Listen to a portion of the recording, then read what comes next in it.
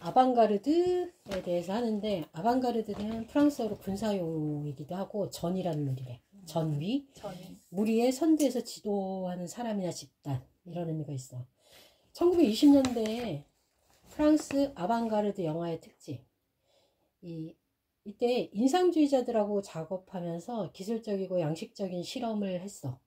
24년 인상주의 영화 제작이 끝나도 25년부터 20년대 말까지 아방가르드 운동이 전개됐는데, 이 아방가르드 영화의 특징은 짧아. 그리고 무성 영화였어. 그러니까 소설이나 연극, 장편 영화들보다는 현대시, 추상적, 초현실주의적인 회화에 가까운 영상시이거나 또는 익살이나 꿈과 유사했어. 그리고 이게 동적인 시각예술이었던 거지. 그러니까 정적인 미술을 영화라는 동적 매체로 확장해서 꿈과 무의식을 시각적으로 표현을 한 거야. 그리고 아방가르드 영화가 프랑스에서 특히 활발했던 이유가 있는데, 일단 기술적 준비가 돼 있었어. 영화를 만들 이거 이렇게 하면 안 돼요. 영화를 만들 적절한 기술을 가진 사람들이 있었고, 영화에 대한 열정이 있었어. 영화를 제7예술이라 부르면서 열정적으로 이렇게 막 참여했던 사람들이 있었던 거지.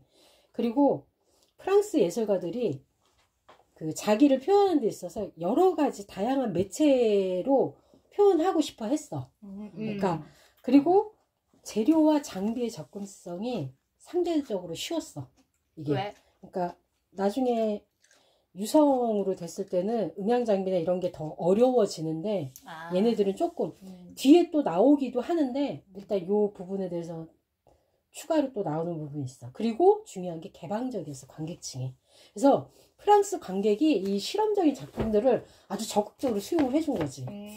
그 프랑스 영화 산업의 특징이 있어. 여기에 또 나오는 게, 그러니까 아까 재료와 장비 접근성이 나왔잖아. 소규모 제작을 했어. 그러니까 다른 나라에 비해서 아마추어적인 수준으로 거대 스튜디오보다는 군소회사들 또는 개인적인 흥행사들이 있었던 작은 거야. 것들을 좀 작아. 작은 영화. 그래서 더 작고 더 작은 자본으로 이게 가능했었어. 그리고 저비용 실험을 한 거지. 그러니까 저렴한 제작 비용 때문에 화가가 그냥 짧고 즉흥적으로 그냥 실험적으로 자기를 표현하는 영화들을 만들 수 있었던 거야. 그리고 또 중요한 게 있었는데, 시네클럽이 있었어. 시네클럽? 델릭과 카니도가 시네클럽을 설립을 했거든. 그러니까 예술적이고 실험적인 영화가 상영되고 평가받을 수 있는 공간이 존재했던 거야. 그래서 프랑스에서는 이런 특징들이 있어. 프랑스 영화에서는. 그리고 아방가르드 영화가 과학과 철학의 영향을 받아. 과학이 진보하던 시대야, 그때가. 그래서 뭐 막스 프랭크의 양자역학, 아인슈타인의 상대성 이론 등의 영화로 시간과 공간에 대한 새로운 지식이 제공이 됐대. 그리고 이제 철학적 기반은 앙리 베르그송이 공간으로서의 시간. 그러니까 영화 속 움직임이 시간을 나타내잖아. 그리고 영상의 공간이 있잖아. 그 영상, 그러니까 시간과 공간의 관계를 시각적으로 표현하는 완전한 매체로 영화를 인식한 거야, 이 사람들이. 앙리 누구? 앙리 베르그송. 그랬어. 그래서 다양한 관점에서 보는 사물, 그러니까 사물을 위에서 아래서 옆에서 막 이렇게 다양하게 보면서 이런 걸 좋아하는 거나, 시간과 공간을 섞는 방식들, 또는 같은 시간에 다른 장소들을 뭐 편집하는 거거나, 다른 시간에 같은 장소들, 이런 식으로 다양하게 편집하는 것들을 쓰지.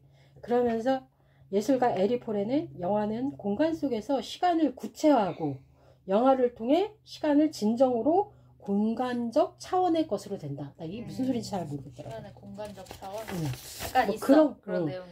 그런 식으로 생각을 했어.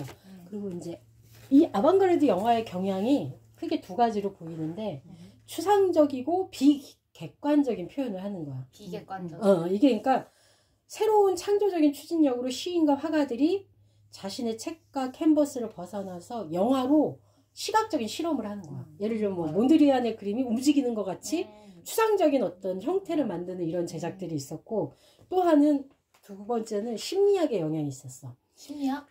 프로이트의 정신 분석학을 기반으로 해서, 예를 들면 뭐 어린 시절의 강박관념, 의식의 흐름과 뭐 꿈의 에피소드, 이런 것들이 표현이 되는 거야. 그러니까 꿈들로 이루어진 환상 세계를 재현하는 영화의 능력은 실제적 세계의 객관적 현실을 기록하는 능력만큼 위대한 능력이라고 평가를 받는 거지. 그러니까, 프로이트.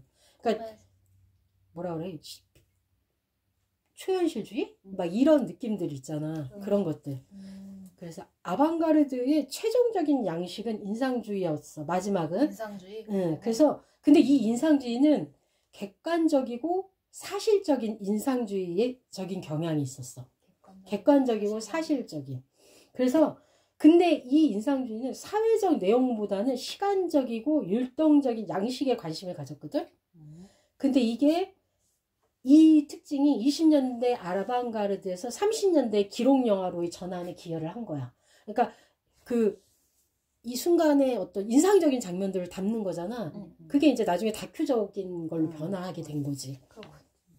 그리고 아방가르드가 쇠퇴한 거는 발성 영화가 등장한 거야. 사운드 장비와 기술의 높은 비용과 복잡해진 거지. 그래서 이제 소규모로 만들기가 힘들었어. 실험을 하기가 어려워진 거지. 그리고 사회적인 변화가 커. 30년대 경제 불안과 파시즘에 되도록 예술의 목적이 예술을 위한 예술에서 사회를 위한 예술로 바뀌어버린 거야. 그러니까 20년대는 예술을 위한 예술이 예술가의 주의를 완전히 끌었는데 30년대의 예술가의 지식인들은 사회를 위한 예술에 굉장히 끌리게 되면서 기록 영화에 이제 사로잡히게 되는 거지. 그렇구나. 이제 쇠퇴를 했는데 이 아방가르드의 영화가 부활한 게 미국에서야. 언제였냐면은 저비용 장비가 도입이 된 거야. 그 16mm.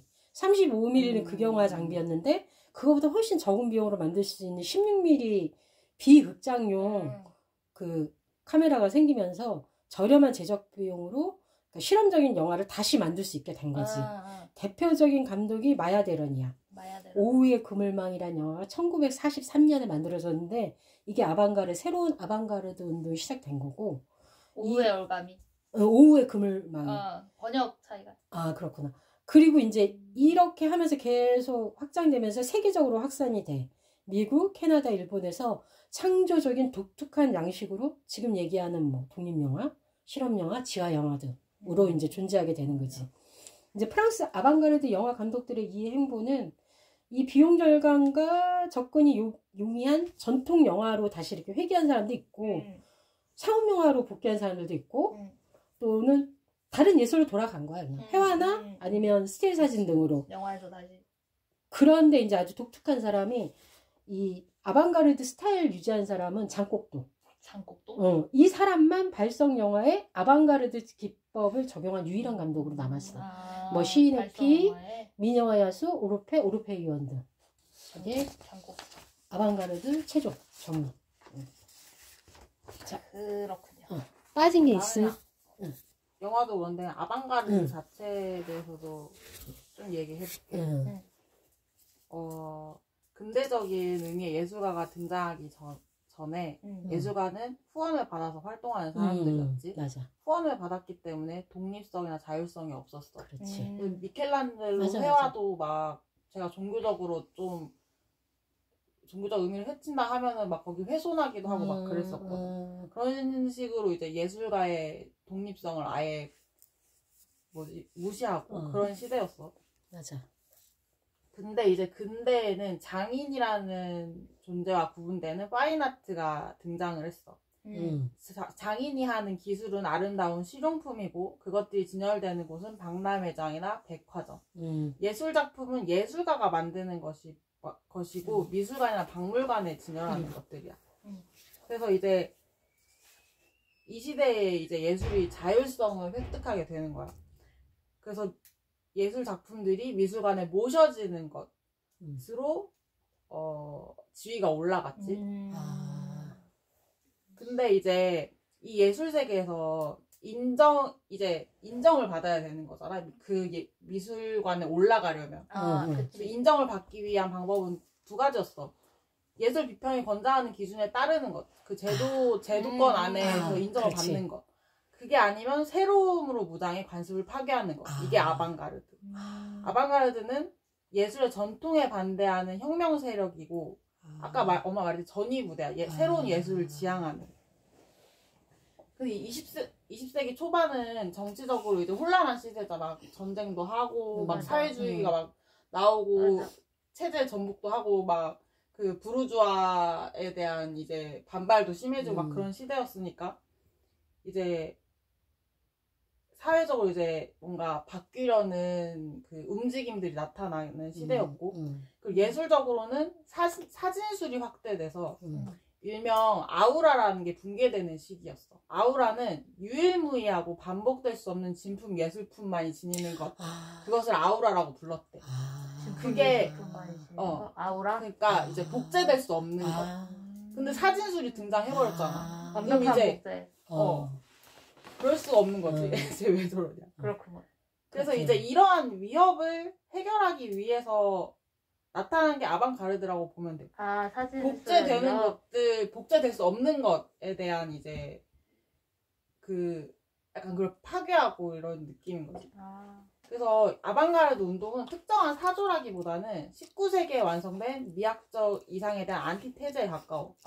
그래서 집단 운동이었지만 공간도 고정되지 않았고 방법도 다양하게 나타났고 형태도 다르고 정치적인 입장도 달랐어. 그러네. 아방가르드는.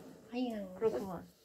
그래서 아방가르드는 운동이었기 때문에 선언 같은 걸 많이 했던 거야. 저 책처럼 초현실주의 선언도 있고 다다 선언도 있고 미래파 선언도 있어. 그러니까 운동이니까 사회를 바꾸고 싶은 그런 예술을 통해서 사회한테도 이제 약간 뭔가 경고를 하고 막 이런 느낌으로 운동이었던 거야. 아방가르드는. 그래서 이제 이 설명은 짧게 설명해. 미래주의 선언은 속도, 기계, 폭력, 그러니까 역동성에 대한 것들을 찬양해. 왜냐면 그 시대에 막 산업주의가 팽배하면서 뭔가 공장에 막 기계 올라가고 막 바퀴가 막 굴러가고 이런 것들에 대한 역동성을 찬양해. 근데 이 시대는 아직 1차 세계대전이 나기 전이라 얘네들은 약간 전쟁도 찬양해. 왜냐면 지금 가지고 있는 것들을 다 전복시키고 하기 위해서 미래주의는 약간 그런 느낌이었어. 근데 1차 세계대전이 발발한 이후에 얘네들이 이제 예술가들 자기 갈 고향을 잃고 어디로 갔더라? 프랑스였나? 스위스구나. 스위스는 중립국가였으니까 스위스 취리에 모여서 다다선언을 해. 얘네는 다다선언을 해. 이제 무의미와 부조리를 강조하며 권위를 해체하고 반예술을 표방하고 이제 전쟁에 대한 이제 반발심 같은 게 있지. 얘네들은 고향도 잃고 취리에 붙박혀서 자기들의 예술을 거기서 하는 거니까. 그리고 그 이후에 초현실주의는 엄마 말했듯이 뭐 프로이트의 그 영감을 받아가지고 현실 초월하고 그 대표적으로 안달루시아 개가 이게 초현실적인 이미지로 이렇게 충격을 그런 내용이야. 근데 이게 재밌었던 게 근데 아방가르드는 결국 인정을 받아서 실패한 운동이 됐어. 왜냐면 아방가르드는 성공을 위한 투쟁이 아니었어. 그런데 제도에 편입돼서 성공을 해버린 거야. 그렇죠. 얘네들은 처음에 자기들 새로움을 가지고 무장을 해서 도발을 했는데 걔네들의 새로움이 이제 메인스트림이 돼버렸어. 메인스트림 주류가 돼서 돼버린 미술관한테 궁극적으로는 진 거지. 미술관이라는 제도 안에서 져버린 거지. 그래서 이제 걔들도 이제 대중문화가 돼버린 거야. 그래서 그 아방가르드 영화가 나타난 것도 아까 앞에 흐름이랑 비슷한데 엄마가 말했듯이 아방가르드도 이제 그 뭐지? 아방가르드 그냥 영화라는 것도 예술로 인정받지 못한 게 이제 뭐라 그래야 되지? 다 합쳐졌어. 이게 자율성이 있는가? 왜냐하면 이게 창조적 개입 과정이 있는가에 대한 의문이 있어. 왜냐하면 그냥 찍어가지고 사진이랑 똑같이 생각하죠. 왜냐하면 아방가르드가 사진술에 대해서 걱정을 하면서 나타난 거잖아. 그냥 영화도 똑같은 게 아닌가 하는 사람들의 생각 때문에 이게 예술성을 얻을 수 있는가 없는가 이런 논쟁들이 있었는데 아방가르드가 와가지고 엄마가 아까 얘기했던 것들이야. 그래서 이제 예술의 영역 밖에 있던 영화를 예술의 안쪽으로 아방가르드 영화인들이 아방가르드가 예술로 인정할 수 있게끔 영화를 엄마 아까 말했던 내용들이야. 나는 그래서 근데 어렵잖아. 아방가르드 예술 작품 같은 것들이. 맞아. 나는 그게 이제 어려워서 소통이 안 된다고 생각을 하고 있었거든. 근데 방금 제도에 편입되면서 아방가르드 영화가 그 사람들의 인정을 받고 얘네들이 이해할 수 없는 것이 권력이 되어서 이해할 수 없는 권력 그 자체로 사람들과 소통하고 있는 게 아닌가 하는 생각이 들었어. 그래가지고 결국엔 그런 소통을 통해서 아방가르드의 모순이 보이는 거지. 왜냐면 아방가르드는 그런 식으로 인정받고 싶지 않았으니까. 근데 결국에는 아방가르드는 그런 식으로 소통을 하고 있는 거라는 생각이 들면서 나한테는 약간 나는 가혜랑한테 말했듯이 난 대중예술이 더 좋다고 하면서 아방가르드가 과연 예술인가 이런 생각을 했단 말이야. 왜냐면 너무 관객과 멀어. 소통이 안 되니까. 근데 그런 식의 소통으로서의 예술일 수도 있겠다는 생각이 들더라고. 이해하지 못하는 권력으로서 소통을 하니까. 지위를 가지고 있으면서. 그런 생각이 들었어. 이걸 공부하면서. 나는 아방가르드가 이해가 안 되는 거야. 나 봤거든, 영화. 막 한 시간짜리 영화를 안 봤어. 봤는데.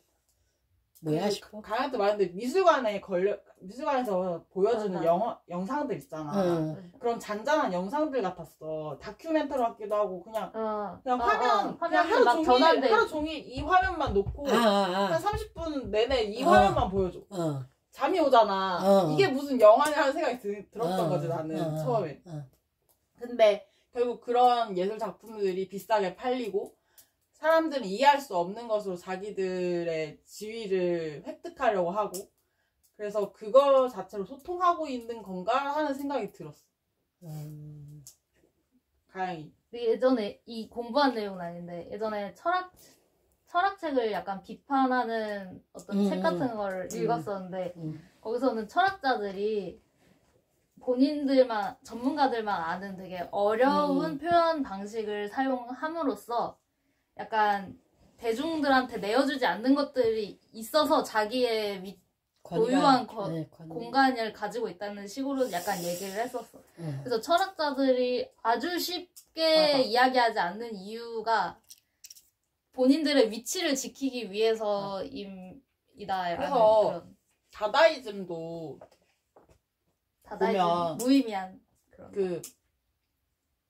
다다이즘이 엘리트주의를 반발하고서 나타난 내용이라고 말하거든. 근데 다다이즘의 본질을 보면 다다이즘 자체가 지금까지 미술 역사를 다 알고 나서야 저걸 이해할 수 있잖아. 그거야말로 엘리트주의 아닌가 하는 생각까지 드는 거야 나는 사실. 좀 모순을 약간 가지고 모순이잖아. 왜냐면 지금 쟤네들이 막 멋들어진 그림을 하고 막 비싸게 팔고 이런 것도 엘리트가 맞아. 그래서 다다이즘이 그걸 비판한 거지. 근데 그 의미를 알려면 그것조차도 엘리트주의가 엘리트의 영역에 있는 사람만이 그거를 할 수 이해할 수 있는 있잖아. 약간 그 자체가 모순. 그런 생각이 들었어. 탄생부터가 근본이 엘리트주의에서 탄생한 걸 수 있지. 그런 거 아닌가 그렇긴 하는 생각이 들었어. 가영이? 내가 본 영화 중에 칼가가리 박사의 밀실이 있는데 이거는 아방가르드 영화 중에서 좀 대중성을 잡은 영화라고 하더라고. 실제로 좀 스토리도 있고 재미가 있어. 그럼 걔는 어떤 의미에서 아방가르드야? 몰라, 그건 공부하지 않았어. 그냥 아방가르드 영화라고 해서 봤어. 그냥 이런 영화도 있다는 거지. 아방가르드 전위 예술이라고 하는 것에서. 그래? 로베르토 비네 작가가 물어봐. 챗GPT한테. 얘는 왜 아방가르드인지? 그럼 물어봐봐. 지금 물어보면 되잖아. 그래서 이거는 좀 재미있네라고 생각을 했어. 그 다른 영화는 안 봤어. 설명만 보고 진짜 몇 시간 동안 같은 장면만 나오고 이런다고 해서 나는 그록한테 물어볼게 그러면. 제목이 뭐라고? 칼가가리의 박사. 아니 잠깐만. 칼리가리 박사의. 잠깐만. 칼리가리 박사의 밀실. 칼리가리 박사의 밀실.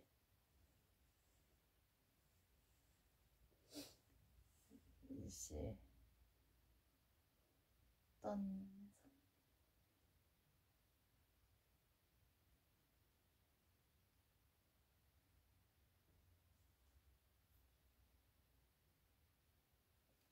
왜 이렇게 오래 걸려? 전통적인 서사 구조나 영화 제작 방식을 거부하고 실험적이며 혁신적인 접근을 추구하는 경향이 있는데 칼리가리 박사의 밀실이 시각적 스타일의 혁신을 줬대. 일단 영화 속 배경이 직선과 대칭을 피하고 약간 맞아 기울어져 있어. 약간 그 각도 같은 것들이. 그리고 그림자 같은 것도 비현실적으로 구성했대. 맞아. 현실을 그대로 재현하지 맞아. 않고 약간 혼란과 불안을 주는 미장센을 초현실적인 미장센을 줬대. 엄마 봤어 이 영화? 그 설명을 알아. 아, 이 설명 그림자가 엄청 영화를 크고 공부해서. 뭐 하게 해서 그렇구나. 뭐 저기 했다 이런 설명을. 그 내러티브도 전통적인 선형적 내러티브를 따르지 않고 액자 구조를 따른대. 그래서 이야기 대부분이 옴니버스요? 주인공 그렇진 않은데 주인공 프란시스의 회상으로 제시되며 대부분의 이야기가 마지막에 이게 정신병원에서의 망상으로 밝혀지는 반전 요소를 포함한대. 그러니까 약간 내러티브 자체가 지금은 좀 평범할 수 있는데 그 당시에는 좀 이렇게 일자로 가지 않았다 이 소리인 것 같아. 그리고 심리적 주제와 반문화적 메시지를 가지고 있대. 권위와 그에 대한 복종 그리고 정신적 불안정성을 탐구하며 제1차 세계대전 이후 독일 사회의 혼란과 억압된 감정을 반영하고 있다. 그러니까 산업 영화에서 당시에는 이런 권력 구조나 사회 규범에 대한 그런 거가 별로 없었나 봐. 그래서 약간 실험적으로 여겨진대. 그리고 영화 언어의 재창조의 면에서 대사와 배우의 과장된 연기, 조명 효과를 결합해 독특한 분위기를 만들어낸다. 뭐 그렇다고 합니다. 오케이. 그래요. 내가 앞에는 엄마랑 언니가 얘기한 거가 섞여서 다 나왔어. 내가 그리고 한 개 남았어. 미국 아방가르드 영화에 대해서인데 주로 앤디 워홀에 대한 얘기야. 앤디 워홀. 미국은 할리우드 영화가 유명하잖아. 초기에 영화가 산업으로 들어오는 시기부터 큰 돈들, 자본들이랑 손을 잡고 얘는 맞아. 이제 그치. 그렇게 할리우드로 날아갔어. 그러니까 되게 소수 엘리트 예술가들이 하는 그런 작고 예술적인 영화는 거의 주축이 되지 못했어. 아방가르드 같은 거. 유럽에서 같은 비슷한 시기에는 이제 시각적 음악, 움직이는 회화 이런 거 아까 얘기했던 그런 개념을 가지고 다양한 실험들이 이루어졌는데 이제 미국에서는 이게 거대한 흐름처럼 자리 잡은 적이 한 번도 없다 그랬어. 그렇어. 그래서 뭐 근데 이제 아까 엄마가 말했던 마야데렌의 오후의 올가미를 기점으로 해가지고 다다이즈 아방가르드가 이어진 게 이제 유럽에서 전쟁 2차 대전 끝나고 유럽에서 온 사람 예술가들이 약간 그걸 지속성을 만들어준 거야. 유럽에서 온 예술가들이 미국에서 활동을 하면서 그렇다고 합니다. 근데 그렇다고 해서 미국 아방가르드 영화랑 할리우드 영화가 딱 이렇게 이분법적으로 나뉘는 건 아니고 이제 서로 영감을 주고받고 하는 관점에서 이렇게 만들어진 거야. 그러니까 아방가르드 영화는 약간 메인 영화를 비판하면서 본인들의 이데올로기를 만들었으니까 서로 굉장히 영향을 받고 있다고 봐야 돼. 영화를 제작하고 배급하고 상영하는 모든 과정에서 되게 대안적인 형태를 제시한 역할을 했어. 그러니까 약간 독립영화 같이 되게 작게 그치. 활동을 했다고 봐야 될 것 같아. 근데 이제 한계점은 할리우드의 반대편에 딱 서서 그거를 비추는 역할 정도로 뇌가 지금 속이 안 좋아가지고 뭔 말인지 알았어. 그치 무슨 소린지 알겠지. 그러니까 적극적으로 그 할리우드의 틀을 벗어난다기보다 할리우드의 반대편에 서서 그것만 이제 표현하는 정도에 그치는. 근데 영화 이론가 피터 얼른이 아방가르드를 두 가지로 구분했어. 모더니스트 아방가르드랑 포스트 모더니스트 아방가르드야. 모더니스트 아방가르드는 이제 순전히 개인적인 만족과 미학적 가치 기준을 위해서 하는 그런 예술적 자유를 강조했어. 좀 개인적이야. 포스트 모더니스트 아방가르드는. 그러니까 기술적 예술적 혁신을 기반으로 이제 새로운 작업들을 이렇게 하는 딱 그 정도까지인데 포스트 모더니스트 아방가르드는 좀 더 본질적으로 완벽한 순수함을 탐구하고 이게 좀 어렵다. 존재론적인 문제를 거부하고 의미화하는 작업에 역사적인 차원을 강조해서 작품의 기호학적인 확장에 관심을 가졌어. 그러니까 일단 포스트 모던을 잘 모르. 그러니까 모더니스트 아방가르가 가지고 있던 한계점에 질문을 한 거야. 알겠다. 무슨 느낌인지 그러니까, 알겠지. 모더니스트는 극히 개인적이면 포스트 모던은 약간 더 사회적이고 역사적인 거가 포함이 되는 거구나. 그치. 그 좀 역사적인 맥락 속에서 아방가르드 영화를 거기에 넣으려고 하는. 그래. 무슨 소리인지 알겠다. 거기에 예시가 앤디 워홀이야. 그래? 앤디 워홀이 모더니즘적 태도의 문제를 제기하고 영화의 본질에 대한 질문을 하면서 영화의 기원으로 약간 돌아가면은 다양한 실험 같은 걸 한 거야. 처음에 무성 영화에서 시작해서 60년대에는 이제 할리우드를 비판하는 영화들을 많이 냈다고 해. 앤디 워홀이 영화도 만들었어? 예. 원래 미술가들이 맞다. 그중 하나. 그러네. 슬립이랑 엠파이어라고 1963, 64년도에 영화를 냈는데 이게 다 언니가 말한 그 재미없는 영화들이야. 6시간 동안 맞아. 잠자는 남자를 촬영한 게 슬립이고 맞아. 재미없어. 이런 못 보지. 엠파이어는 8시간 동안 엠파이어 스테이트 빌딩을 촬영한 거야.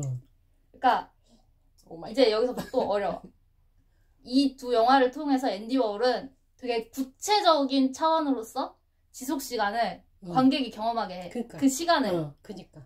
또한 이게 그림이랑 유사한 형태라서 이제 이 긴 지속 시간을 보는 사람이 사고하는 시간이라고 할 수 있어. 생각하는 시간. 그걸 다 본다면? 아니 또 그렇지도 않아. 영화적 이미지는 이제 사고하는 이미지로 변형된 거야. 여기 이게 앤디 워홀이 이 두 작품을 통해서 실험을 한 건 질 들레즈가 설명했던 시간 이미지 개념이라는 게 있거든. 질 들레즈가 영화 이론에 대해서 설명한 게 있는데 이게 두 개로 나뉘어. 운동 이미지와 시간 이미지. 그렇지. 알아? 운동 이미지는 전통적인 내러티브 영화에서 볼 수 있는 방식이야. 원인과 결과에 따라서 이렇게 진행되는 게 운동 이미지고 시간 이미지. 앤디 워홀이 하려고 했던 거는 원인과 결과의 흐름이 불분명하고 이제 사건이 있기보다는 지속 시간 자체를 강조하는 방식이야. 여기서 시간은 이렇게 단순히 흘러가는 게 아니라 과거와 현재가 이렇게 막 뒤섞이고 그 이미지 자체가 사고하는 이미지로 변형되는 거야. 소화를 시켜봐요.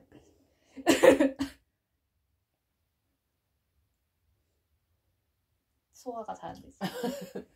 이미지가 시간하고 결합이 되면서 이미지가 이미지 자체만으로 되지 않고 다른 게 거기에 생긴다는 얘기인 거지 지금. 약간 좀 그런 거지. 경험 자체가 영화에 한정되지 않고 현실의 관객이랑 상충을 이렇게 하면서 새로운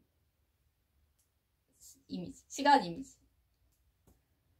이게 쉽지 않아. 이게 되게 짧은데 쉽지 않아. 이 뒤에도. 질 들레즈가 시간 이미지에서 두 가지가 동시에 일어난다고 얘기했어. 하나는 이미지가 상투적이고 진부한 것으로 되는 경향이 있는 것. 진부하고 상투적인 게 하나고 하나는 이 진부하고 상투적인 걸 끊임없이 벗어나려는 경향. 이 두 가지 경향을 갖는데 시간 이미지에서. 근데 이제 이것을 벗어나기 위한 시도가 앤디 워홀의 영화에서 이 8시간 동안 같은 장면을 보여주는 거지. 그게 이 진부하고 상투적인 이미지가 되는 것임에 동시에 이것에서 벗어나는 거야. 이게 이미지는 계속 보면 계속 똑같은 이미지잖아. 근데 이게 이런 영화는 없으니까 이거 자체가 여기서 이제 벗어나려는 사람의 그지 살짝 알든 말든 알겠지. 나도 약간 그 정도. 약간 감각을 막 교란하는 거지. 그러니까 여기에는 아무런 스토리도 사건도 운동도 없고 그냥 사건의 흐름 자체만으로 이제 관객이 일반적으로 영화에서 기대하는 모든 것을 깨트려 버리는 것 그 자체가 목적인 거야. 그치. 그러니까 상업 영화 시스템을 교란시키는 게 목적인 거야, 이 사람은.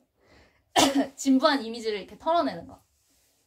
그게 애매하다. 되게 진부한 이미지인데 맞아. 개념은 혁신적이니까 맞아. 영화로서는 굉장히 혁신적이거든. 이런 영화는 없으니까 맞아. 그때는 그런 걸로 진부함을 털어내는. 나는 그게 현대 미술에 맞아. 아까 네가 얘기한 거랑 현대 미술 그 자체야. 그러니까. 그러니까 새로우면 가치가 있는 것처럼, 그지? 뭔가 의미만 부여하면 다 되는 것처럼 하는 게 현대미술 그 자체인 것 같아. 좀 그런 게 있나. 나는 그게 의미를 근데 진짜 잘 부여해야. 예술에 노동이 포함되지 않는 예술에 대해서 의문이 좀 있긴 있거든. 나는. 예술이 노동이 없는 예술. 노동이 포함되지 않는 예술들이 그런 게 많잖아. 그리고 요새는 작가가 시안을 주면 그림은 다른 사람이 그리고 이런 맞아. 그런 식으로도 하고. 저런 행사들 비엔날레 같은 데가 다 그렇잖아. 작가들이 개념을 주고 이걸 주면 실제 그림은 다른 사람이 사실 철학자와 다를 바가 없어. 난 자기 생각을 전시하는 자기 생각을 전시하는 것이 그러네. 방식이 말이 아니라 그림으로 그림이나 영화나 뭐 문으로 볼 수 있는 어떤 것이든 그러네. 사실 철학자와 다를 바가 없어. 맞아. 그렇다. 진짜.